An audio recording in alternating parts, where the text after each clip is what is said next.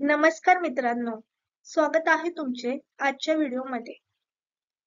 आजच्या व्हिडिओमध्ये आपण पाहणार आहोत टेन्सचा पार्ट 5, पास्ट कंटिन्युअस टेन्स, चालू भूतकाळ. पास्ट कंटिन्युअस टेन्स किंवा पास्ट प्रोग्रेसिव्ह टेन्स म्हणजेच चालू भूतकाळ. जेव्हा एखादी क्रिया भूतकाळात सतत परंतु अल्प काळ चालू असते, तेव्हा अशी होणारी क्रिया किंवा घडणारी घटना व्यक्त करण्यासाठी आपण पास्ट कंटिन्युअस टेन्सचा उपयोग करतो. पास्ट कंटिन्युअस टेन्स याचं स्ट्रक्चर आहे subject plus was or were plus verb plus ing plus object. तर इंग्रजी वाक्यात सब्जेक्ट नंतर वाक्याच्या दुसऱ्या स्थानी जेव्हा ऑज किंवा वर यापैकी एखादे ऑक्झिलरी वर्ब असते आणि त्याच्यासोबत एखादे पास्ट पार्टिसिपल वापरलेले असते, तेव्हा ते वाक्य पास्ट कंटिन्युअस टेन्सचे असते. म्हणजे जेव्हा आपल्या सेंटेन्समध्ये पहिला सब्जेक्ट असतो, सब्जेक्ट नंतर ऑज किंवा वर हा ऑक्झिलरी वर्ब वापरलेला असतो, त्यानंतर वर्ब आणि वर्बला जोडून आयएनजी असते आणि त्यानंतर जो काही रिमेनिंग वाक्याचा पार्ट आहे तो असतो, तेव्हा आपण त्या सेंटेन्सला पास्ट कंटिन्युअस टेन्सचे सेंटेन्स असं म्हणतो. जसं आपण प्रेझेंट कंटिन्युअस टेन्स मध्ये पाहिलं की एम, इज, आर या तीन पैकी एखादा ऑक्झिलरी वर्ब असतो आणि वर्बला आयएनजी असतं. जेव्हा कंटिन्युअस टेन्स असतं तेव्हा वर्बला आयएनजी असतो, हे आपल्याला माहिती आहे. आता जेव्हा प्रेझेंट टेन्स असतं तेव्हा एम, इज, आर हे ऑक्झिलरी वर्ब असतात.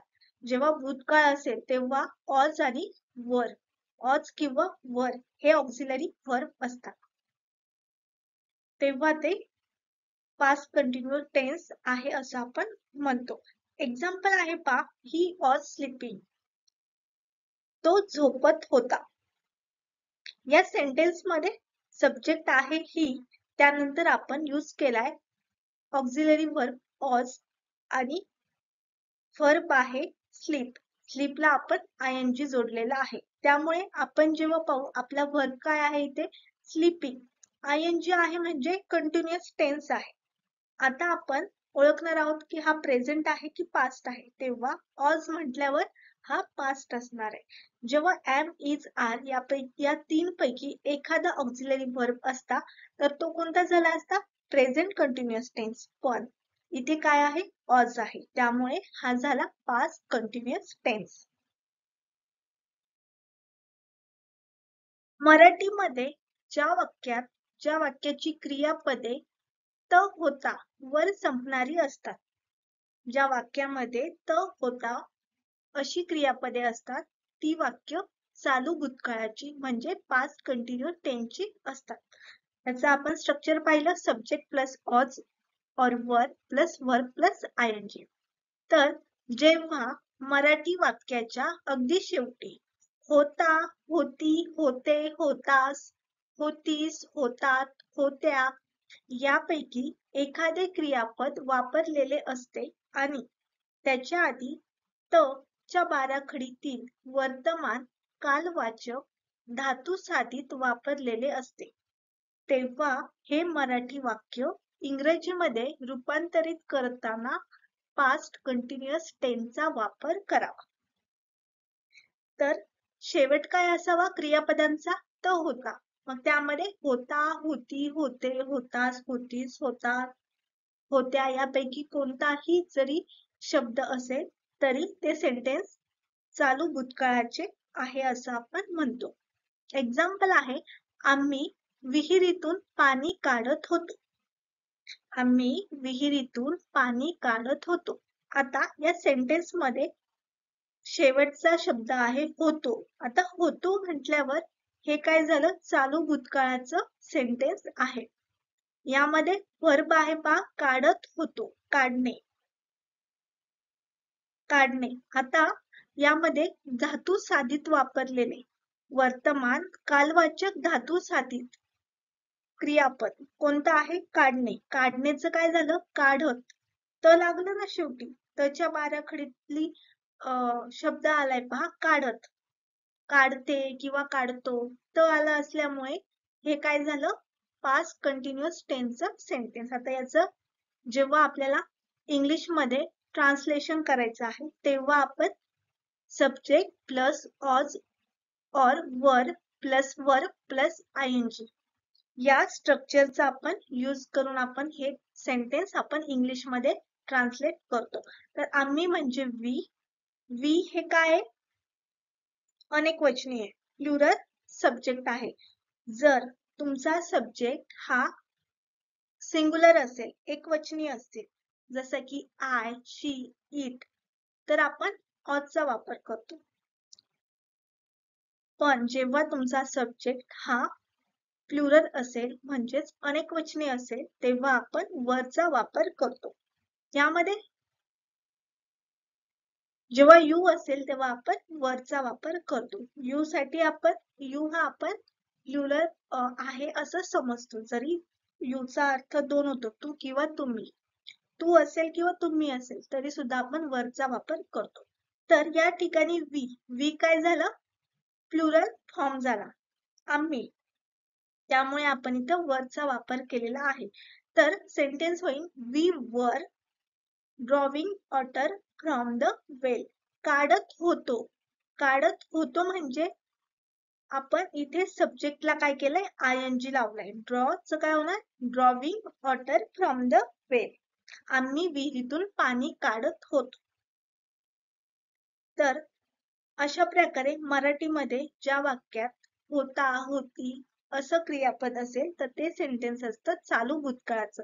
आणि जेव्हा अशा सेंटेन्सचं आपल्याला कन्व्हर्जन ट्रान्सलेशन करायचं असेल इंग्लिश मध्ये तर आपण subject plus was or were plus verb plus ing plus object या स्ट्रक्चरचा वापर करू.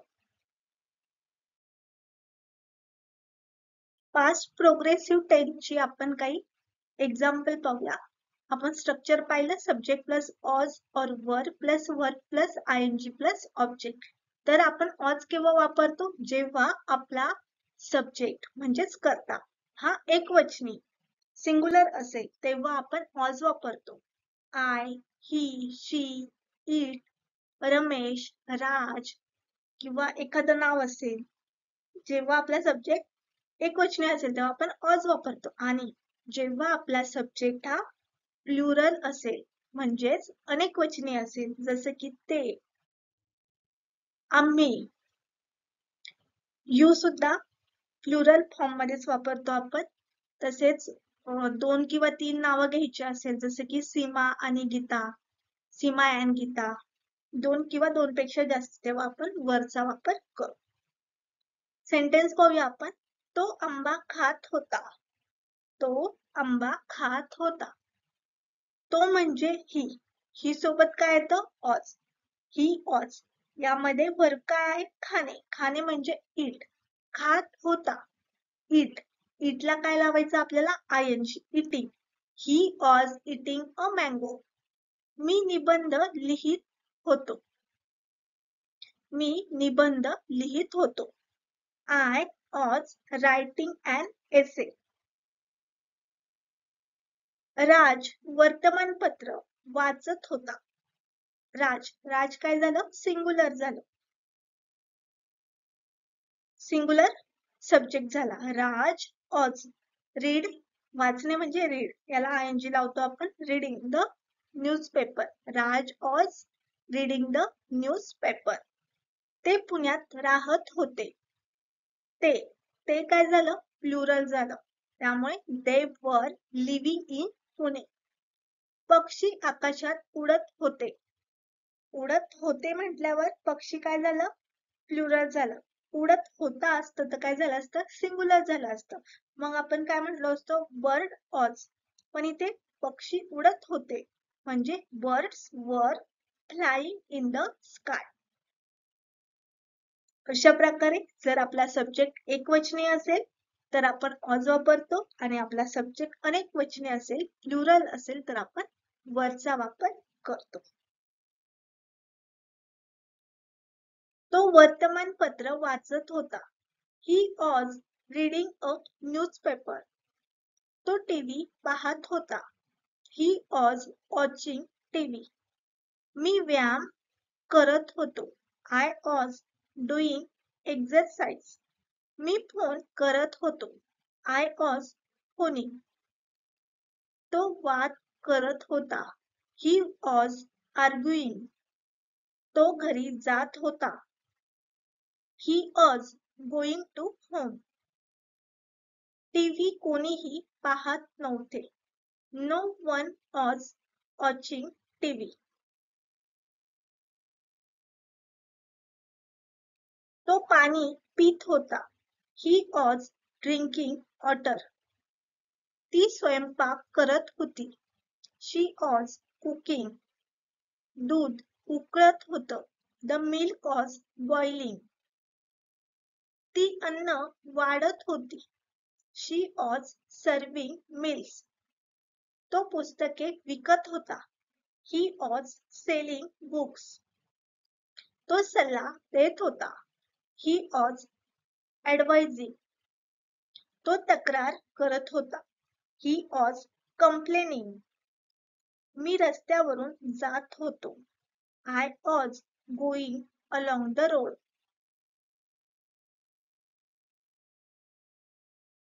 ते विद्यापीठातून परतत होते. They were returning from the university. लोक इकडे तिकडे धावत होते. People were running here and there. काहीतरी जळत होतं. Something was burning. रस्त्यावर कुणीतरी ओरडत होता. Someone was shouting on the road. तो दारावर उभा होता. He was standing at the door. तिने छान ड्रेस घातला होता. She was wearing a nice dress. मी काही मित्रांसह जेवण करत होतो. I was having dinner with some friends. विमानतळावर तो माझी वाट पाहत होता. At the airport, he was waiting of me. आता आपण पॉझिटिव्ह, निगेटिव्ह आणि इंटरोगेटिव्ह सेंटेन्स पाहणार आहोत. जेव्हा आपलं पॉझिटिव्ह सेंटेन्स असेल तेव्हा आपलं स्ट्रक्चर काय असतं? Subject plus was or were plus verb plus I plus object. हे झालं आपलं पॉझिटिव्ह सेंटेन्सचं स्ट्रक्चर. जेव्हा आपला सेंटेन्स हे निगेटिव्ह असेल, नकारार्थी असेल तेव्हा आपलं स्ट्रक्चर काय असेल? Subject plus was or were plus not plus were plus I N G. म्हणजे ऑज किंवा वर नंतर आपण नॉटचा वापर करतो. निगेटिव्ह सेंटेन्स मध्ये आपण ऑज किंवा वर नंतर नॉटचा वापर करतो. आणि जेव्हा आपलं सेंटेन्स हे प्रश्नार्थी असेल, इंटरोगेटिव्ह असेल, तेव्हा आपण आपल्या वाक्याची सुरुवात ऑज किंवा वरने करतो. तर आपण सेंटेन्स पाहूया काही. बर्फ पडत होता. हे झालं पॉझिटिव्ह सेंटेन्स. पडत होता. बर्फ पडत होता. Snow was falling. बर्फ पडत नव्हता. बर्फ पडत होताचं निगेटिव्ह काय होणार? बर्फ पडत नव्हता. त्यामुळे सेंटेन्स काय होणार? Snow was not falling. Was नंतर काय येणार? Not. Snow was not falling. या सेंटेन्सचं इंटरोगेटिव्ह काय होणार? बर्फ पडत होता का? बर्फ पडत होता का? ऑज स्नो फॉलिंग. ती आनंदी दिसत होती. She was looking happy. ती आनंदी दिसत नव्हती. शी वॉज नॉट लुकिंग हॅपी. ती आनंदी दिसत होती का?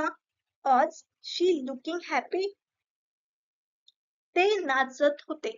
दे वर डान्सिंग. ते नाचत नव्हते. दे वर नॉट डान्सिंग. ते नाचत होते का? वर दे डान्सिंग? राज खेळत होता. राज वॉज प्लेइंग. राज खेळत नव्हता. राज वॉज नॉट प्लेइंग. राज खेळत होता का? Was Raj playing? पाऊस पडत नव्हता का? आता या सेंटेन्स मध्ये आपलं जे काही इंटरोगेटिव्ह सेंटेन्स आहे ते कसं आहे? निगेटिव्ह आहे. या सेंटेन्सचा निगेटिव्ह काय असणार? पाऊस पडत नव्हता. त्याचं पॉझिटिव्ह काय असणार? पाऊस पडत होता. पाऊस पडत होता. पॉझिटिव्ह काय झालं? पाऊस पडत होता. म्हणजेच इट वॉज रेनिंग. याचं निगेटिव्ह काय होणार? पाऊस पडत नव्हता. It was not raining. आता याचं इंटरोगेटिव्ह काय होणार? पाऊस पडत होताचं वॉज इट रेनिंग.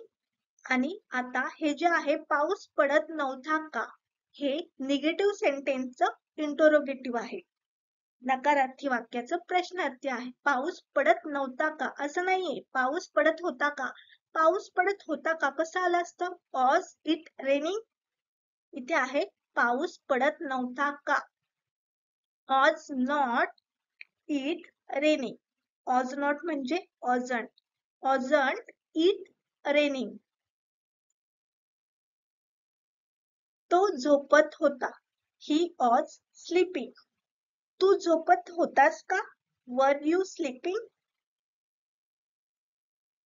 या ठिकाणी तो म्हटल्यावर सिंगुलर येईल पहा. सिंगुलर सब्जेक्ट आहे तो म्हणजे ही. त्यामुळे ही वॉज स्लीपिंग झालं. तू म्हटल्यानंतर सब्जेक्ट आहे यू आणि यू सोबत आपण नेहमी वरचा वापर करतो. त्यामुळे तू झोपत होता कसं आलं असतं? You were sleeping. आणि याचं इंटरोगेटिव्ह काय होतं? तू झोपत होतास का? Were you sleeping? मी गाडी चालवत होतो. I was driving. तो गाडी चालवत नव्हता. He was not driving. आपण आणखी काही सेंटेन्स पाहूया. मी शाळेकडे वेगाने धावत होतो. I was running fast towards the school. ते रानात भटकत होते. दे वर वंडरिंग इन द फॉरेस्ट. ती मला हसत होती. She was laughing at me. Ramesh वाचनालयात वर्तमानपत्र वाचत होता. Ramesh was reading a newspaper in the library. Leena कागदावर चित्र काढत होती. Leena was drawing a picture on a sheet of paper. एक फळवाला रस्त्याच्या कडेला फळे विकत होता. A fruit vendor was selling fruits along the roadside. आमचा कुत्रा उन्हात शेकत होता. Our dog was basking in the sun. हरणे वाघापासून दूर पळत होती. The deer were running away from the tiger. आजच्या व्हिडिओमध्ये आपण पास्ट कंटिन्युअस टेन्स म्हणजेच चालू भूतकाळ पाहिलेला आहे. याची काही सेंटेन्स पाहिलेले आहेत. त्याचं स्ट्रक्चर पाहिलेलं आहे. तसेच त्याची निगेटिव्ह, इंटरोगेटिव्ह आणि पॉझिटिव्ह सेंटेन्स आपण कशा प्रकारे तयार करतो हेही पाहिलेलं आहे. तर जेव्हा आपल्या सेंटेन्स मध्ये आयएनजी असेल, व्हर्बला आयएनजी जोडलेले असेल तर ते काय झालं? कंटिन्युअस टेन्सचं सेंटेन्स झालं. आता प्रेझेंट मध्ये आपण कोणती ऑक्झिलरी वर्ब यूज करतो? Am, is, are. ही ऑक्झिलरी वर्ब आपण प्रेझेंट टेन्स मध्ये, प्रेझेंट कंटिन्युअस टेन्स मध्ये यूज करतो. तर पास्ट टेन्स मध्ये म्हणजेच पास्ट कंटिन्युअस टेन्स मध्ये आपण ऑज किंवा वर या ऑक्झिलरी वर्बचा वापर करतो.